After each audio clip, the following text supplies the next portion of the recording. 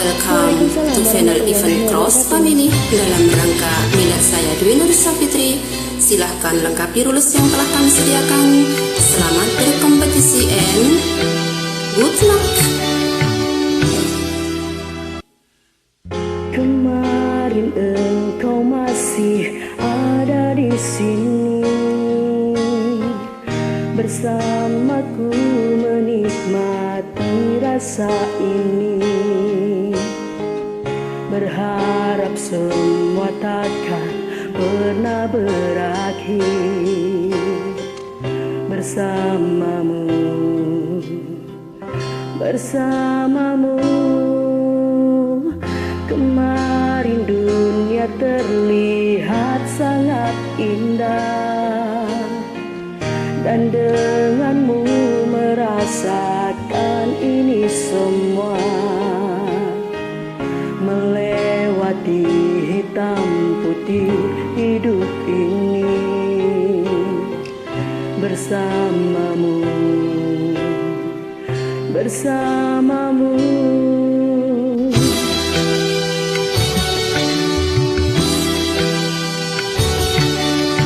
Putaran roda-roda kehidupan, sesatnya nafas berat bagi si kecil, terbawa arus melodi nasibnya.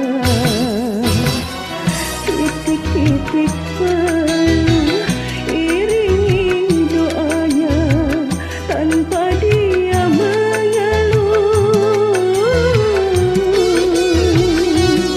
Si kecil tak kunjung jadi besar apabila ada orang berbagi rasa, bagaikan tetes embun penyejuk jiwa.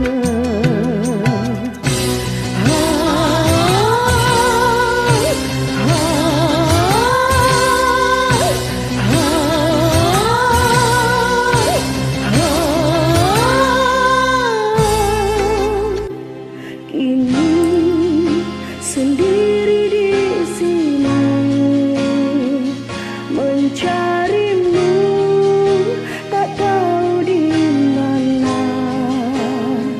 Semoga tenang kau di sana selamanya.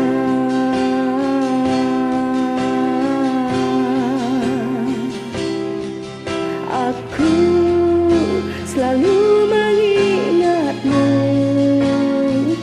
doakanmu setiap malamku. Semoga tenang kau di sana selamanya.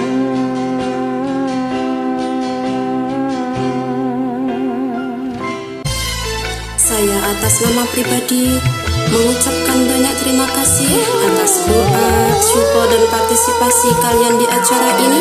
Semoga Tuhan Yang Maha Esa membalas baik budi kalian sebaik-baik balasan. Tetap semangat dan berjaya. Terima kasih. Kapankah dia besar? Kapankah dia bahagia? Kapankah dunia menjadi miliknya?